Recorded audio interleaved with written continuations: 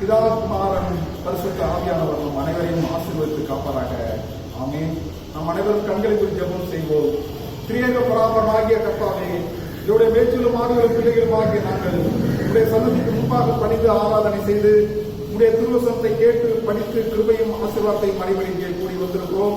கர்த்தாவே, நாங்கள் ஆத்ம பஸ்தாத்தோடு உடைய திருவசனத்தை கேட்டு அதை நன்றும் சற்பனமான இருதயத்தில் காத்து பொறுமையோடு கனி கொடுக்கும்படியாக எங்களுக்கு அனுக்கிரகம் செய்து எங்களை ஆசீர்வதிக்க வேண்டும் என்று எங்கள் ஒன்றான இரட்சகராகிய இயேசு கிறிஸ்துவின் மூலமாய் உம்மை வேண்டிக் கொள்கிறோம் சுவாமி. ஆமென்.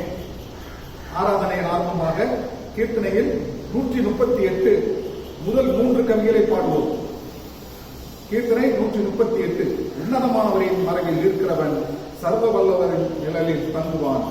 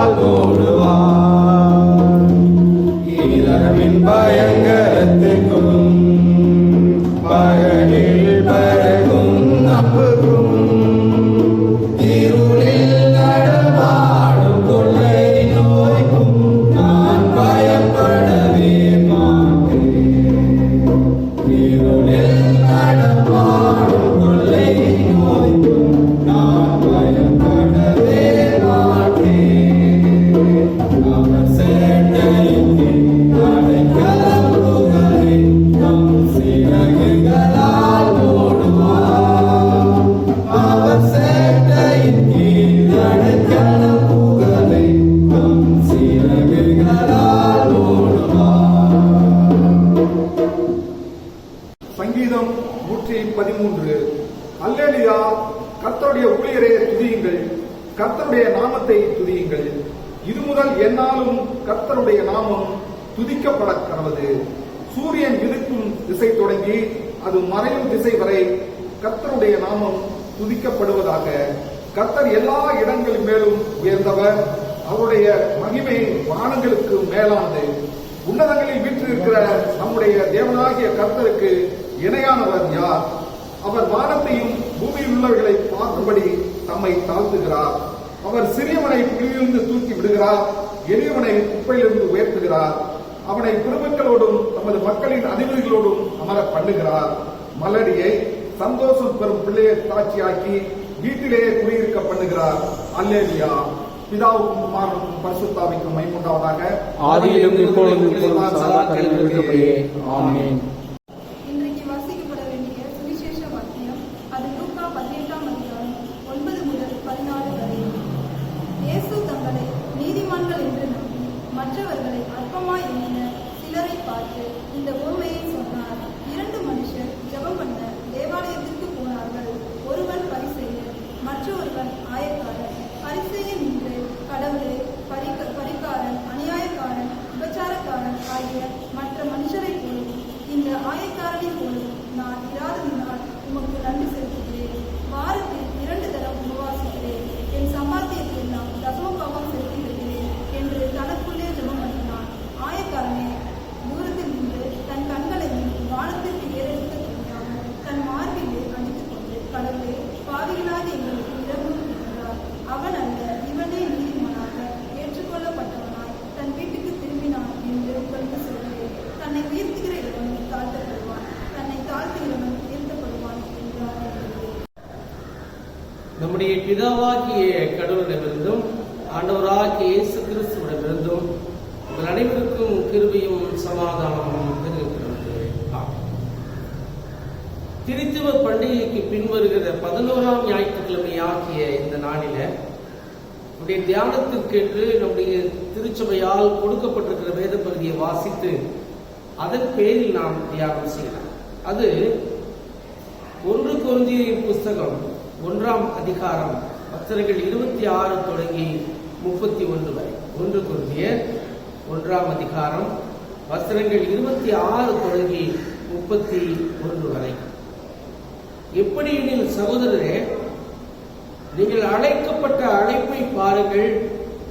மாம்சத்தின்படி ஞானிகள் அநேகர் இல்லை, வல்லவர்கள் அநேகர் இல்லை, பிரபுக்கள் அநேகர் இல்லை. அவர் ஞானிகளை வெட்கப்படுத்தும்படி தேவன் உலகத்தில் பைத்தியமானவர்களை தெரிந்து கொண்டார்.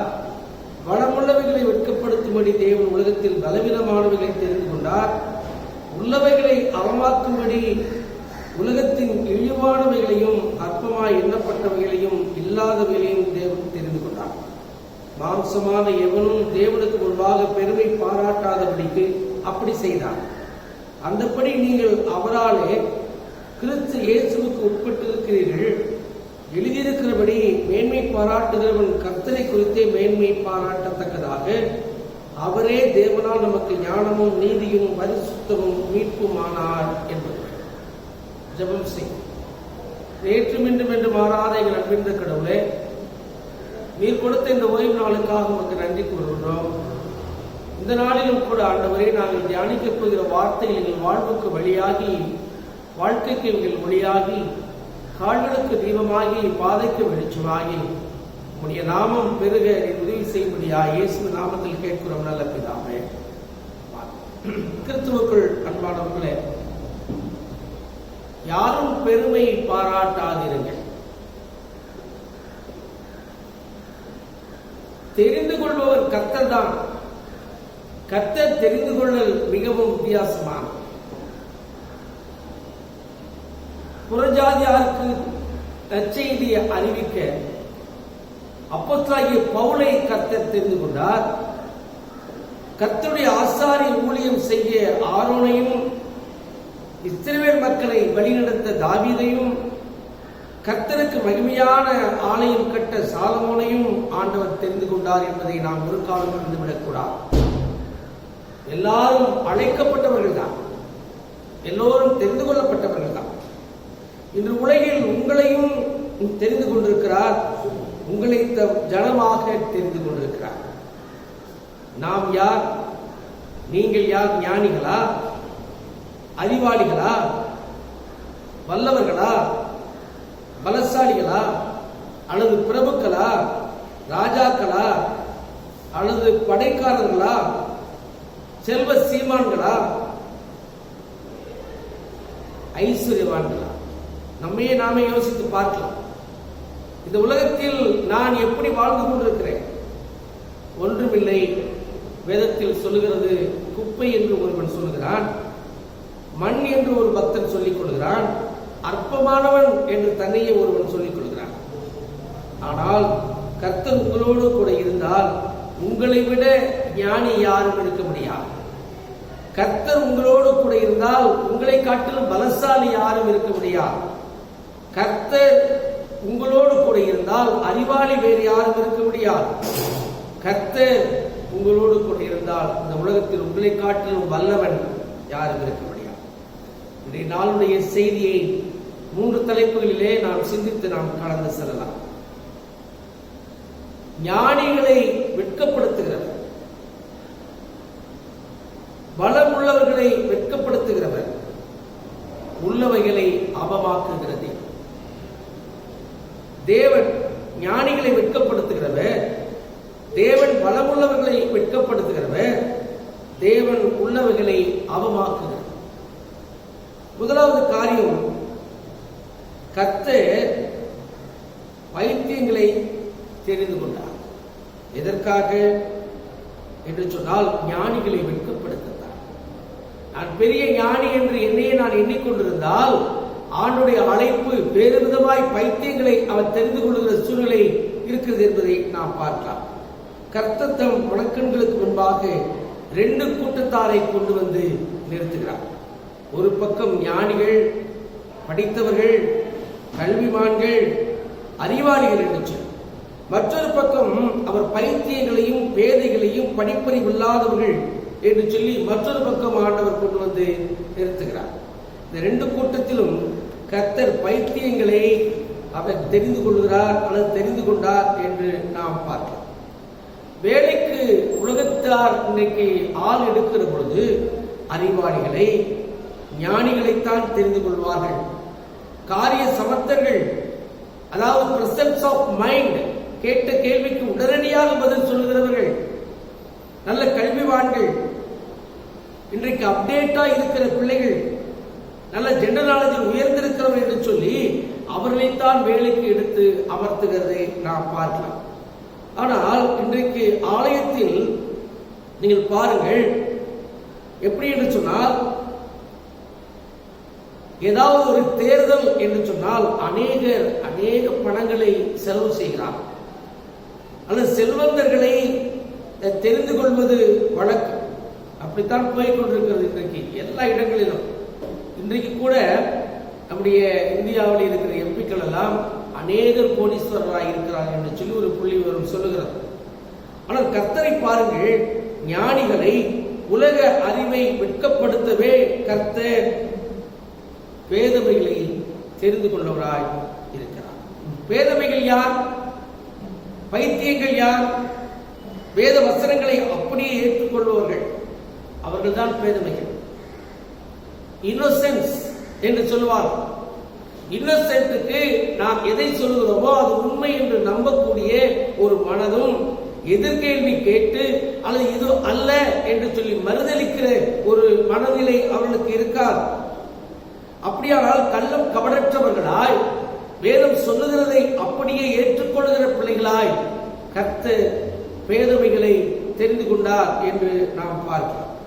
ஒரு சில அறிவாளிகள், அதிகம் படித்தவர்கள் சொல்லுகிறார்கள், டார்வின் கொள்கை, குரங்கிலிருந்து பிறந்தவன் மனிதன் என்று ஒரு புதிய கண்டுபிடிப்பை சொல்லுகிறார். அப்படியெல்லாம் யோசிக்கிற மனநிலை பேதமைகளுக்கு வராது, அல்லது பேதமைகளுக்கு இருக்காது. அவர்கள் சொன்னதை, வேதத்தின் வார்த்தைகளை அப்படியே நம்பக்கூடிய பிள்ளைகளாக இருக்கிறார். எனவேதான் கர்த்தர் அறிவாளிகளை, ஞானிகளை வெட்கப்படுத்தும்படியா வேதமைகளை, பைத்தியங்களை தெரிந்து கொள்கிறார் என்று வேதம் சொல்லுகிறதை பார்க்கலாம். பிரசங்கியின் புஸ்தகம் 12ஆம் அதிகாரத்தின் 12ஆம் வசனம் சொல்லுகிறது, அதிக படிப்பு உடலுக்கு இழைப்பு. ரொம்ப படிச்சவன் உடம்பு இழைச்சு போயிடுவான், அவ்வளவு மனசு கூட சோர்ந்து போயிடுவான். அதிக படிப்பு உடலுக்கு இழைப்பு என்று பார்க்கலாம். கர்த்தர் தெரிந்து கொண்டவர்களை பாருங்கள். அப்படியானால் கர்த்தருடைய தெரிந்து கொள்வதில் வித்தியாசமானதாக இருக்கிறது. மார்க் 5ஆம் அதிகாரத்தில் 1 முதல் 20 வசனங்களை வாசித்து பார்த்தால், பிரேத கல்லறையிலிருந்து ஒருவன் வந்தான், அவனுடைய வீடு குடியிருப்பு கல்லறை. வேதத்தை அப்படியே படித்து பார்ப்பீர்கள் என்று சொன்னால், வேதம் சொல்லுகிறது, அவன் ஆண்டவர் பின் சென்றான். அவன் சுகமாக்கப்பட்டு, முடிஞ்சு போச்சு என்று வீட்டுக்கு போயில்ல, எனக்கு சுகத்தை கொடுத்த, கல்லறையில் கிடந்த என்னை மீட்டெடுத்த, கல்லறையில் பார்த்து எல்லாரும் என்னை பயந்தவர்களுக்கு நடுவிலே என்னை அமரச் செய்த இயேசு கிறிஸ்துக்கு நான் ஊழியம் செய்வேன் என்று சொல்லி அவன் ஆண்டவருக்கு பின் சென்றான் என்று பார்க்கலாம். எதுவும் என்ன சொல்லுகிறது? அவனுடைய குடியிருப்பு கல்லறை அவன் யாராலும் அடக்க முடியவில்லை. கல்லுகளால் தன் உடலை காயப்படுத்திக் கொண்டவன், அநேக பேய்கள் பிடித்திருந்தவன். அவன் லேகியோ, எத்தனை பேய்? ஒரு 60-70 பேய் பிடித்திருந்தவன். அப்படிப்பட்டவனை ஆண்டவர் தெரிந்து கொண்டு அவனை ஊழியத்திற்கு அழைக்கிறார், அல்லது அவர் பின் செல்லி அரும்படியான அற்புதத்தை செய்கிறார் என்று சொன்னால், இன்றைக்கு நீங்களும் நானும் கூட இன்றைக்கு அந்த லேகியோன் அநேக பேய் பிடித்திருந்த மகன் ஊழியத்திற்கு வருவேன் ஆண்டவரே என்று சொன்னானே, அப்படியாய் நாமும் கூட நம்மை தாழ்த்தி அவனுடைய பாதத்தில் ஒப்பு கொடுத்து நம்மை நாம் பெருமை பாராட்டிக் கொள்ளாதபடி அவனுடைய ஊழியத்தில் நம்ம இணைத்துக் கொண்டு வாழ கர்த்தர் உங்களையும் என்னையும் அழைப்பாராக. இரண்டாவது காரியம், பலவீனமானவைகளை கர்த்தர் தெரிந்து கொண்டார். எதற்காக? பலம் உள்ளவைகளை வெட்கப்பட்டார். பலவீனமானவர்கள் பெரிய காரியங்களை சாதிக்கும்படி உலகம் பலவான்களை தேடுகிறது. ஒரு போலீஸ் வேலைக்கு, ஒரு மிலிட்டரிக்கு என்னென்ன பண்றாங்க? ஹைட் பாக்குறாங்க, வெயிட் பாக்குறாங்க, செஸ்ட் அளவு பாக்குறாங்க, ரன்னிங் ஓட விட்டு பாக்குறாங்க, அப்புறம் கயிறை பிடிச்சுக்கிட்டு மேல ஏறது பாக்குறாங்க, மூட்டை இருக்கிறத தாண்டி தாண்டி ஓடுகிறது. எதற்காக? திருடன் ஓடினால் ஓடி போய் பிடிப்பதற்காக அல்லது ஞானமாய் செயல்படுவதற்காக என்று சொல்லி இப்படிப்பட்ட ஒரு அளவுகோலை வைத்து காவல்துறையிலும் மிலிட்டரி ராணுவத்திலும் ஆட்களை எடுக்கிறார். ஆனால் ஆண்டவர் தம் ஊழியத்திற்கென்று பலவீனமானவர்களை தெரிந்து கொள்கிறார். வாங்க, நல்ல பலசாலி, 10 நாள் சாப்பிடாட்டி பரவாயில்ல, 40 நாள் உபவாசம் இருக்க உனக்கு தெம்பு இருக்கா என்று சொல்லி ஆண்டவர் சோதித்து பார்த்து யாரையும் தன்னுடைய ஊழியத்திற்கென்று தெரிந்து கொள்ளவில்லை. முதலாவது அழைப்பார்கள். மோசேயை கர்த்தர் அழைத்தார். மோசேயை அழைத்தது ஆண்டவருக்கு பிரியமாக இருந்தது. ஆனால் மோசே ஒரு சாக்கு போக்கு சொன்னான். என்ன சொன்னான்? ஆண்டவரே, நான் வாக்கு வல்லவன் அல்ல, நான் வாக்கு வல்லவன் அல்ல, நான் பெருசா ஒண்ணு பேச முடியாது, ஆனால் நான் திக்குவாயும் மந்தனாவுமா இருக்கிறபடினால் எனக்கு வார்த்தை வராது, திக்கும். எனக்கு வார்த்தை சின்ன பிள்ளைல வராது, திக்கும். திக்குவாயும் மந்தனாவும் உள்ளவனாய் இருக்கிறேன், உன்னுடைய ஊழித்து கலைக்கிறீங்களா ஆண்டவரே, நான் என்ன செய்ய முடியும் என்று சொல்லி கேட்டான். ஆனால் ஆண்டவர் சொன்னார், மோசே ஐயா, என்னை விட்டுடுங்க, இஸ்ரேல் மக்களை அழைப்பதற்கு வேறு யாராயிலும் அனுப்புங்க என்று சொல்லி அவன் சொன்னான். ஆனால் ஆண்டவர் பலவீனமானவர்களை கர்த்தர் தெரிந்து கொண்டு பலவான்களை வெட்கப்படுத்தும்படியா, என்னை அனுப்பிச்சிருந்தா என்று சொல்லுகிற பலவான்களை வெட்கப்படுத்தும்படியா, என்னை தெரிந்து கொண்டிருந்தா என்று சொல்லுகிற பலவான்களை வெட்கப்படுத்தும்படியாய் கர்த்தர் மோசேயை அழைத்தார். இரண்டாவது ஆளை பாருங்க, ஏசாயா தீர்க்கதரிசி. ஏசாயா தீர்க்கதரிசியை ஆண்டவர் அழைத்த பொழுது அவன் சொன்னான், ஆண்டவரே, நான் அசுத்த உதடுள்ள மனுஷன். ஏசாயா 6ஆம் அதிகாரம் 5 முதல் 8 வரைக்கும் வாசித்து பாருங்கள். நான் அசுத்த உதடுள்ள மனுஷன். அது மாத்திரமல்ல, அசுத்த உதடுகள் உள்ள மனுஷர்கள் மத்தியிலே நான் வாழ்கிறேன். அப்ப நான் மாத்திரமில்லை, என்னை சுற்றி இருக்கிற எல்லாருமே அசுத்தர்கள், கெட்ட வார்த்தை பேசுறவங்க, மோசமானவங்க என்று சொல்வதை போல ஏசாயா சொல்லி பார்த்தார். அப்பொழுது அவர் சொன்னார், நெருப்பு தழலை ஏசாயா உதட்டிலே தொடப்பட்டு சுத்தமாக்கப்பட்டது. பலவீனமான ஏசாயா நான் போகிறேன் என்று ஊழியத்திற்கு புறப்பட்டு வந்தான். நெருப்பு தழல் அவனுடைய நாக்கை சுட்டது, தொட்டது. உடனடியாக அவன் வாக்கு வல்லவனாய் மாறினான், திக்கவாய் போய்விட்டது. அப்பொழுது நான் ஆண்டவரே ஊழியத்துக்கு போகிறேன் என்று புறப்பட்டு போனான். பிலிப்பியர் 4ஆம் அதிகாரம் 13ஆம் வசனத்தை வாசிப்போம் என்று சொன்னால், நம்மை பலப்படுத்துகிற கிறிஸ்துவினாலே எல்லாவற்றையும் செய்ய நமக்கு பலன் உண்டு. நம்மை பலப்படுத்துகிறவர் கிறிஸ்து. எனவே பலவீனமாய் இருக்கிற நான் ஆண்டவரிடத்திலே என்னை அர்ப்பணிப்பேனேயானால், என்னை ஒப்புக் கொடுப்பேனேயானால், கர்த்தர் என்னை பலப்படுத்துகிற தேவனாய் இருக்கிறார். கிறிஸ்துவுக்குள் அன்பானவர்களே, நீங்களும் நானும் எப்படி இருக்கிறோம் என்பதை சற்று யோசித்து பார்க்க வேண்டும். சற்று யோசித்து பார்க்க வேண்டியவர்களாய் நாம் காணப்படும். என்னை பலப்படுத்தும் இயேசு கிறிஸ்துவா, எல்லாமே செய்து நான் முடித்திடுவேன். என்னை பலப்படுத்தும் இயேசு கிறிஸ்துவா, எல்லாமே செய்து நான் முடித்திடுவேன். நீங்கள் நானும் கூட நம்முடைய வாழ்க்கையில என்னை பலப்படுத்துகிறது கிறிஸ்து என்று சொல்லி, ஒருவேளை நீங்கள் வியாதிக்காரராக இருக்கலாம், ஆஸ்துமாவிலே கஷ்டப்பட்டுக் கொண்டிருக்கலாம், பேச வராதவராய் இருக்கலாம், அதிகமாய் பேச தெரியாதவராய் இருக்கலாம், பலவீனங்கள் உங்களை தாக்கி இருக்கலாம், அல்லது அந்த பலவீனம் தாக்கி நீங்கள் பாதிக்கப்பட்டு இனி நான் வாழ்வதே முடியாது என்ற சூழ்நிலையில் இருக்கலாம். நான் பலப்படுத்துகிற கிறிஸ்துவினாலே எல்லாவற்றையும் செய்ய எனக்கு பலன் உண்டு என்று சொல்லி நீங்கள் நம்புவீர்களானா, நீங்கள் விசுவாசிப்பீர்களானா, ஆண்டவர் உங்களை பலப்படுத்துவார், ஊழியத்தின் பாதையில் உங்களை சிறப்பாய் நடத்துவார் என்பதை உணர்ந்து ஆண்டவருடைய ஊழியத்திற்கு நீங்கள் எப்பொழுதும் அர்ப்பணிக்க கர்த்தர் உங்களை அழைக்கிறார். கடைசியாக அற்பமானவைகளை கர்த்தர் தெரிந்து கொண்டார். இதற்கு உள்ளவைகளை அவமாக்க. அற்பமானவைகளை கர்த்தர் தெரிந்து கொண்டார், உள்ளவைகளை அவமாக்க.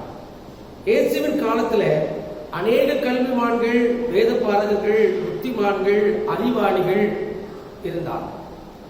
அவர்கள் பரிசேயர், வேதபாரகர், சதுசேயர். ஆனால் கர்த்தர் அற்பமானவர்களாய் எண்ணப்படுகிறவர்களை தெரிந்து கொள்கிறார் என்பதை நாம் பார்க்கிறோம். இதனால் கர்த்தர் ஞானிகளுக்கு, அறிவாளிகளுக்கு எதிரி அல்ல. என்னுடைய ஞானம் சிறந்தது, என் அறிவு பெரியது என்று நினைக்கிற மக்களுக்கு எதிராக தேவன் இருக்கிறார். நல்ல கல்விமானுக்கும், அறிவாளிக்கும், ஞானிக்கும் கர்த்தர் எதிராளி அல்ல. ஆனால் என்னுடைய படிப்பை போல யார்கிட்ட, என்னுடைய ஞானத்தை போல, என் அறிவை போல என்று சொல்லி யோசித்து பெருமை பாராட்டுகிற மக்களுக்கு விரோதமாய் கர்த்தர் இருக்கிறார். அப்படியானால் மாம்ச பலத்தை விடுத்து தேவ பலத்தை சார்ந்து கொள்ளுகிற பிள்ளைகளை கர்த்தர் ஆசீர்வதிக்கிறவராய் இருக்கிறார். இன்று உலகில் தங்கள் உலக ஞானத்தையும், உலக பலத்தையும், உலக பணத்தையும், உலகத்தின் செல்வத்தையும் குறித்து மேன்மை பாராட்டவோ அல்லது பெருமை பாராட்டவோ கூடாது. தேவனுக்கு மகிமை செலுத்துகிறவர்களை கர்த்தர் அவமாக்கி போடுகிறார். தேவனுக்கு மகிமை செலுத்தாதவர்களை கர்த்தர் அவமாக்கி போடுகிறார். பாருங்க, கர்த்தர் பேதுருவை தெரிந்து கொண்டார். கர்த்தர் பேதுருவை தெரிந்து கொண்டார். அவருடைய சீஷனாக இவன் பதஷ்டக்காரன். உடனடியா ஏதாவது நடந்தா ஆண்டவரோடு கூட இருக்கிற பொழுது உடனடியா பதில் சொல்றது யாருங்க? உடனே டக்குனு, அதாவது என்ன, மற்ற 11 பேரை காட்டிலும் தான் ஒரு பெரிய ஞானி போல, அறிவாளி போல மற்றவர்கள் மத்தியில் தன்னை காட்டிக் கொள்வதற்காக பேதுரு ஒரு பதஷ்டக்காரனாய், அவசரக்காரனாய், குடுகுடுப்பக்காரனாய், ஆத்திரக்காரனாய் இருந்தான். மத்தேயு 14ஆம் அதிகாரத்தில் 25 முதல் 31 வரைக்கும் நீங்கள் வாசித்து பாருங்கள் வீட்டில். மத்தேயு 14, 25 முதல் 31 வரை அவன் பதஷ்டக்காரன், அவசரக்காரன், ஆத்திரக்காரனாய் இருந்தான். அப்படியானால் அவனை ஆண்டவர் சொன்னார், நீ சேவல் கூவதற்கு முன்னே நீ மறுதளிப்பாய் என்று சொன்னார். உடனே டப்புனு என்ன சொன்ன பதிலவன்? அப்படி இல்லை ஆண்டவர், நான் அந்த இவன் தான் முதல் பதில். ஆண்டவர் என்ன சொன்னாலும் ஃபர்ஸ்ட் அதுக்கு ஒரு பதில் சொல்றதே பேதுருதான். ஆனால் ஆண்டவர் சொன்னது நடந்ததா இல்லையா? சேவல் கூவதற்கு முன்னே 3 தடவை ஆண்டவரை அவன் மறுதளித்தான். அப்ப அப்படிப்பட்டவர்களை ஆண்டவர் தெரிந்து கொண்டவராயிருக்கிறார். கர்த்தர் யாக்கோபையும் தன் சீஷனாக தெரிந்து கொண்டார். அதே போல கர்த்தர் யோவானையும் தன்னுடைய சீஷனாக கர்த்தர் தெரிந்து கொண்டார். சமாரியா கிராமத்து மக்கள் இயேசுவையும் அவருடைய சீஷர்களையும், எந்த யூதரையும் இரவு தங்க ஏற்றுக்கொள்ளவில்லை. நீ வேதத்தை படிச்சு பாருங்க. ஆண்டவர் எருசலேமை சுற்றி இருக்கிற கிராமத்துக்கெல்லாம் ஊழியத்துக்கு போவார். ராத் தங்க எங்கதான் போவார்? எருசலேமுக்கு தான் போவார். இரவு தங்க எருசலேமுக்கு தான் போவார். அப்படியானால் என்ன காரணம் என்று சொன்னால், அவர்கள் இடம் கொடுக்கல. எந்த கிராமம்? உடனே இருவரும் எலியா செய்தது போல அக்கினியை இறக்கி இவர்களை அழிக்கும்படி நாங்கள் கட்டளையிட சித்தமா என்று கேட்டார். யாக்கோபும் யோவானும் எந்த கிராம மக்களும் அவருடைய ராத்தங்க விடல என்பதற்காக இந்த 2 பேரும் ஆண்டவற்றை கேட்கிறான். என்ன கேட்கிறான்? எலியா செய்தது போல அக்கினியை இறக்கி இந்த ஊர் மக்கள் அப்படியே அழிச்சு போலாம். ஆண்டவர் சொல்ல, நான் அழிக்கிறதற்கு வரவில்லை, நான் ரட்சிக்கத்தான் வந்தேன் என்று சொல்லி அவர்கள் வாயை அடைக்கிறார். அப்ப இன்றைக்கு கூட பாருங்கள், அவர்களுக்கு ஒரு சின்ன கான்செப்ட், ஆண்டவர் எதற்கு வந்திருக்கிறார் என்று கூட அறியாத பிள்ளைகளாய் இருந்தார்கள் என்று சொல்லி நாம் பார்க்கிறோம். ஆண்டவர் பாருங்க, தோமாவை தெரிந்து கொண்டார். Saint Thomas. தோமா எப்படிப்பட்டவன்? ஒன்னா நம்பர் சந்தேகப்படுறான். அப்ப இந்த சந்தேகக்காரனை கர்த்தர் தெரிந்து கொண்டிருக்கிறார். இவர் டெஸ்ட் வச்சு யாரையும் எடுக்கல.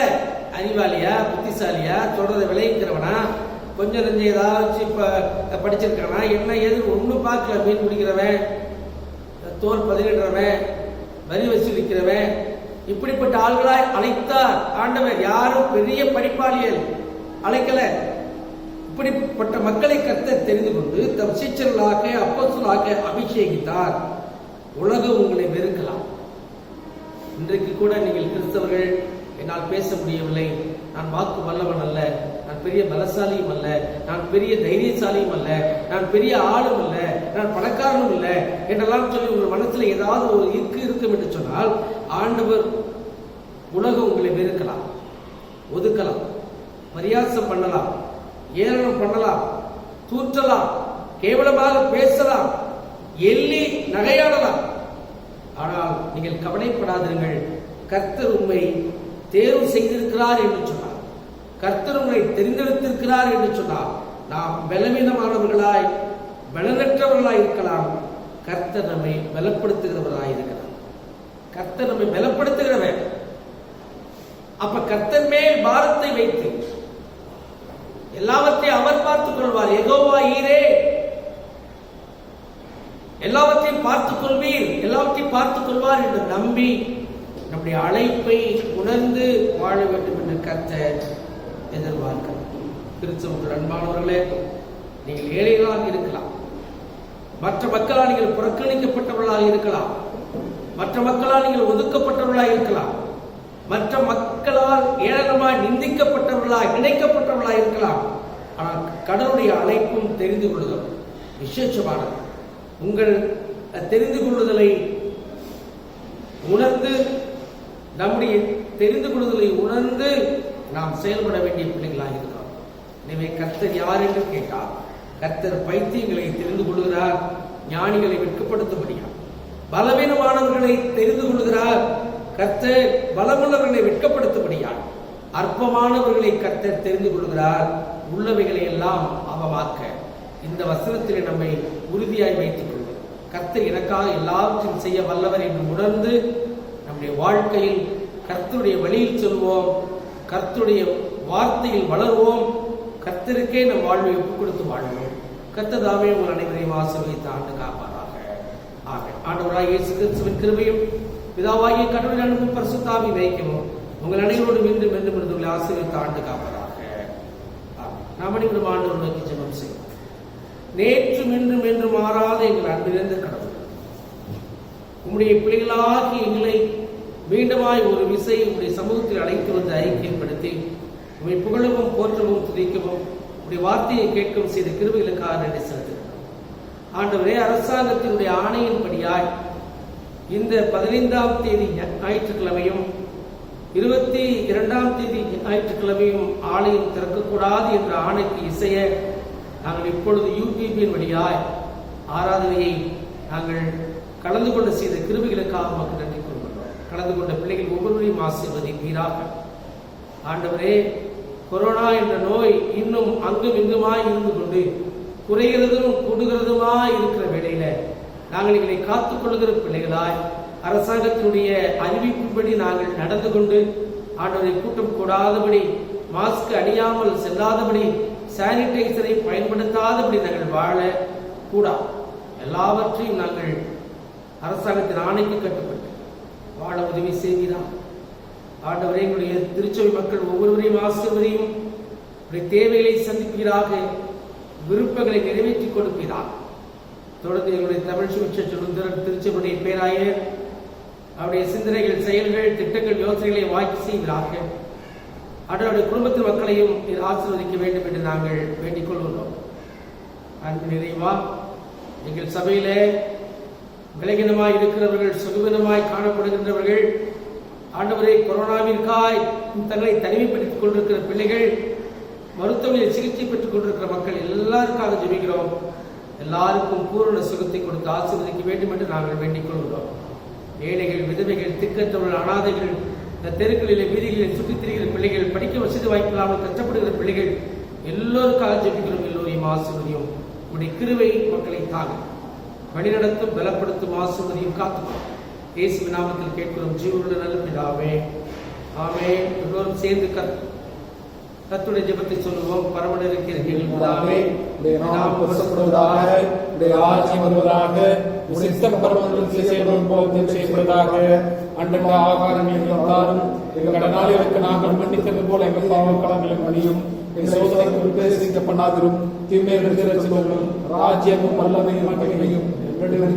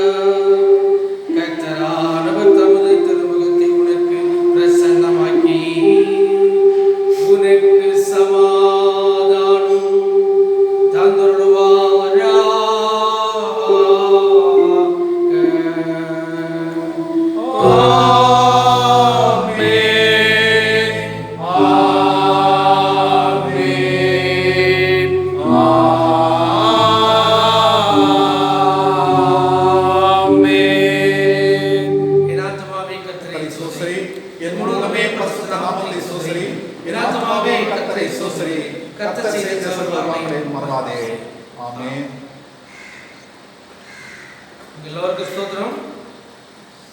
அறிவிப்புகள். வருகிற 15ஆம் தேதி நம்முடைய இந்திய நாட்டினுடைய சுதந்திர தினம். சுதந்திரம் பெற்று 75 ஆண்டுகள் ஆகிவிட்டன. இஸ்ரேல் மக்கள் எப்படி அடிமைத்தனத்தின் வீடாகி எகிப்திலிருந்து விடுதலை பெற்று இன்றைக்கு விடுதலையின் சுவாச காற்றை சுவாசித்துக் கொண்டிருக்கிறார்களோ, அதை போல கடந்த 75 ஆண்டுகளாய் விடுதலை காற்றை நாம் சுவாசித்துக் கொண்டிருக்கிறோம். எனவே விடுதலை கொடுத்த ஆண்டவருக்கு நன்றி செலுத்துவோம். விடுதலையினுடைய மாண்பையும் மேன்மையும் நாம் காப்போம். நம்மை ஆளுகிற மக்களுக்காக நாம் செபித்துக் கொள்வோம். கர்த்தர் உங்கள் அனைவரையும் ஆசீர்வதிப்பாராக. ஆமென்.